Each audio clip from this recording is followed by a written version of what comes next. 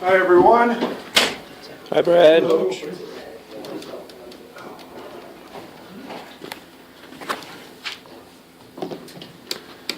Well, another one-day prep in essence for us, as we took yesterday off after Sunday's Marshall game, and NCAA new rules force you to take a day off even though you're not in school. So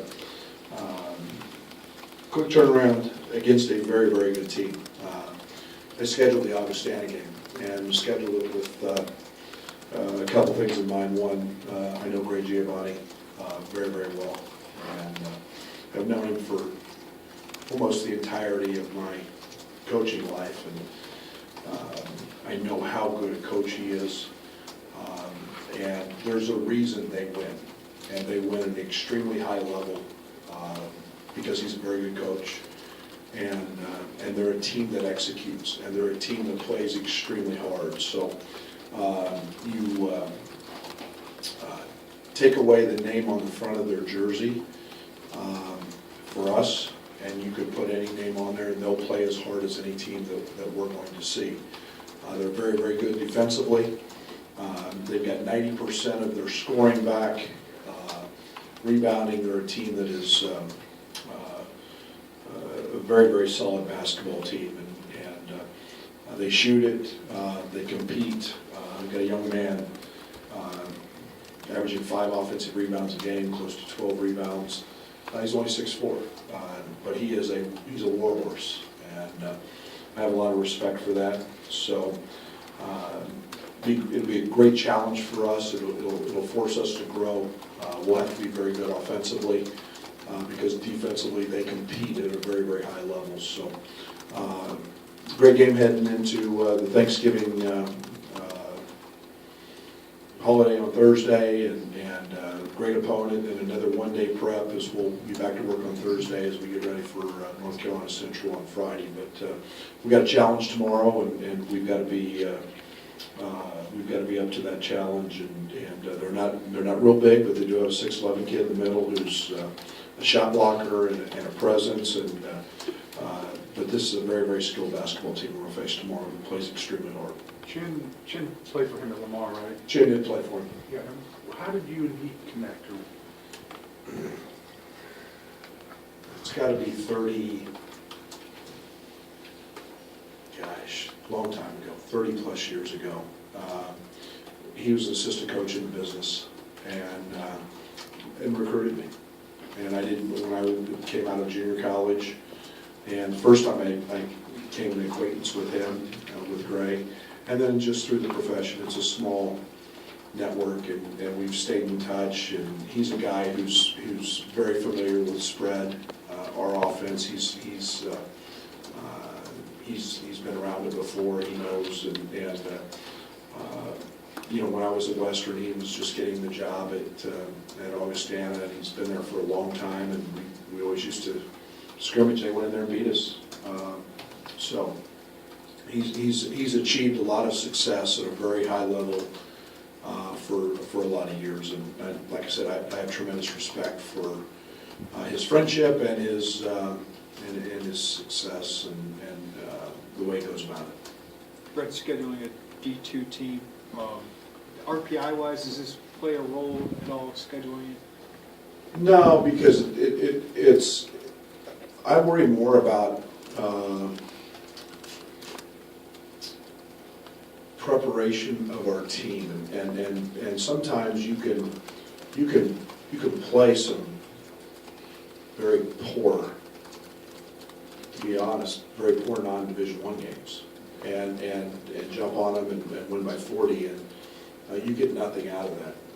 Tomorrow we're going to get something out of this because this team they're going to do what they do, and they do it extremely well. So I've always been a proponent of that, and I don't look too much at, I think our strength of schedule in the Big Ten is going to be just fine. Make sure you use the microphone.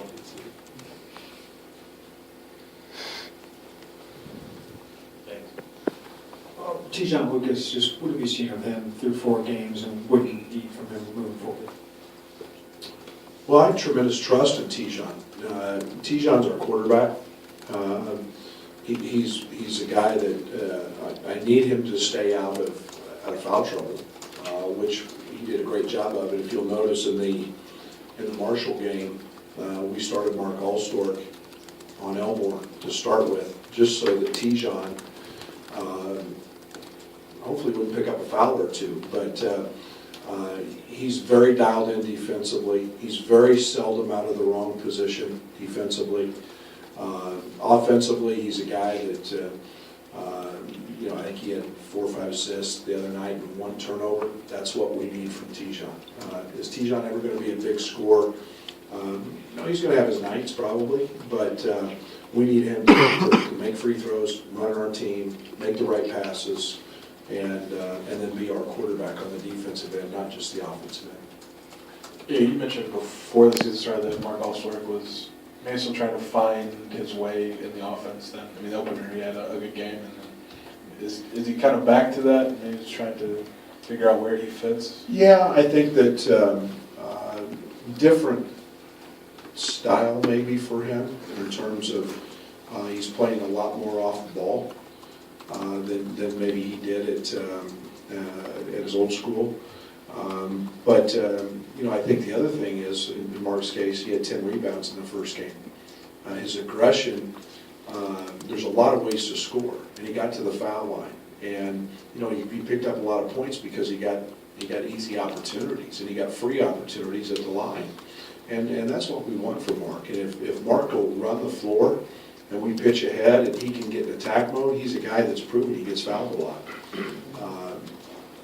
He's still learning what we do offensively, and this team, not just Mark, this team has to continue to get better offensively. We're scoring it, but we're not scoring it through offense, what we need to do. And as things get harder, and tomorrow night will get harder, as things get harder and the defenses get better and more consistent, we've got to execute better, and Mark included in that.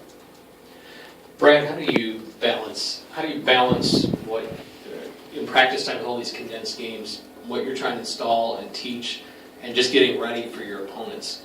Well, it's hard, and I wrestle with that question literally every single day. I'm very vanilla what I have in right now, and with 2 Big Ten games coming up in 10 days, I'm more vanilla than I want to be. We spent a heavy amount of time today on the offensive end, just trying to get our players to understand where I can scheme, where I can take advantage of other teams' defenders. We've got to run better offense than what we're running and execute. Being able to do different things out of our spread based on what the opponent does, and we're going to be forced to do that. So we've been very vanilla defensively. There's a few things that have been put in, but game prep is something that we spend a lot of time on. Our coaches work very hard at that, and we have to prepare. And it forces maybe a little longer practices than I would like on a day like today. But like I said, we're one of the best conditioned teams in the country, so don't worry about that too much. Against Marshall, it looked like you threw out kind of like a full court press look briefly. Is that something you look to implement in future games? Yeah, a lot. I think the one thing that we try to do is make every second of the opponent, in a perfect world, make every second the opponent has on the court against us under some duress or stress. And we want them stressed and nothing easy. And, we felt like we could try to fatigue Elmore by just making him handle it against 94 feet of pressure. Over the course of 40 minutes, that becomes impactful. And then it also gives our defense a chance to get set. They're not playing at their pace, and we can knock them off their spots, and that stuff's important. And we've got to get to that. We've got some different things we do in the full court as well. But like I said, to this point, we've been pretty vanilla what we do, and you'll see little wrinkles like that here and there. Brad, back here in the back. Understanding that it's early, what's your identity in your eyes right now, and how do you hope to shape more of what you want it to be? Well, I think our identity is trying to become a hard-playing, aggressive team defensively. We're not quite sound enough yet in some of those areas, but we are getting there. And then I think we're offensively, we're a team that is trying to play with pace, and we're trying to play fast and with speed, but there's also got to be a sense of when not to do that. We're not quite there yet, but I think our aggressiveness has set a tone, and that's who we are. And I think we've shown spurts on the offensive glass. I think we've shown spurts of getting to the line that we're an aggressive team. Now it's a matter of consistency and execution. Talking about Kipper now, he's been playing really well for you guys lately. What have you noticed some of his strengths have been on and off the court, and then what do you want to see him also improve on? Well, the one thing about Kip is he's got tremendous pride. He cares, and not just about how he plays, but he cares about his teammates and his success. And when you've got pride, then I can really coach him, and I can allow him to become better. He hasn't touched his ceiling. He doesn't know that yet, but he hasn't touched it. And I need him to become that guy that can be an alternative ball handler against pressure. I need him to become a guy who can become a post-up option constantly. I need him to become a guy who I can run a 3-2. He has all of those abilities, and yet he's a guy that I need consistency from every day, and I need consistency from on the defensive end. And we're working. His success is because he practiced extremely well last week, and that correlation takes over. But I love coaching guys like Kipper because he's allowed us to coach him, and he's got tremendous pride in getting better. With Tijon's foul trouble, Trent's been running the point more. I mean, are these early opportunities good just to throw him out there and have him run the offense, see what he can do?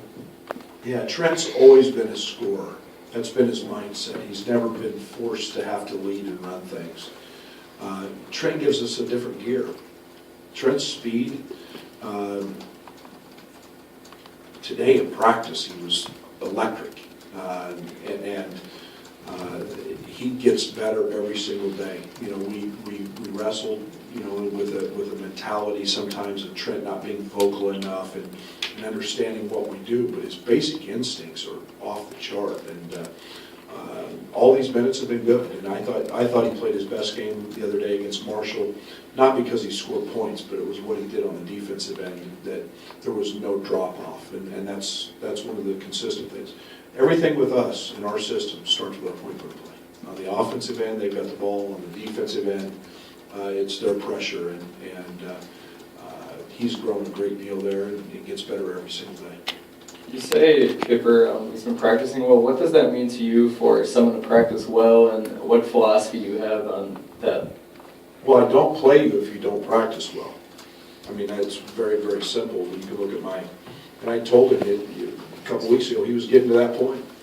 I was going to give Matisse and everybody, Samson and Cam and Walk-On, everybody else, going to give them an opportunity.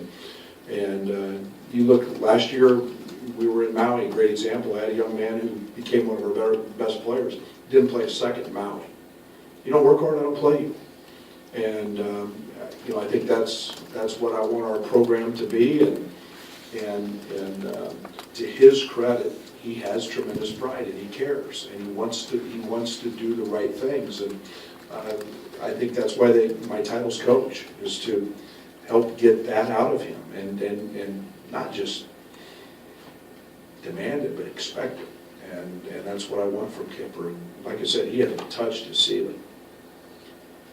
Brad, usually these freshmen come in, they're stars at their high school, and they want to be stars right away here. DeMonte seems to have just bought into a role right away. How rare is that for a freshman to come in and kind of have that mindset? Very, very rare. But here's what DeMonte has. DeMonte's a great listener, an incredible listener. I mean, there's never a time in practice when a coach is speaking or I'm speaking and he's not looking at me. That's very mature.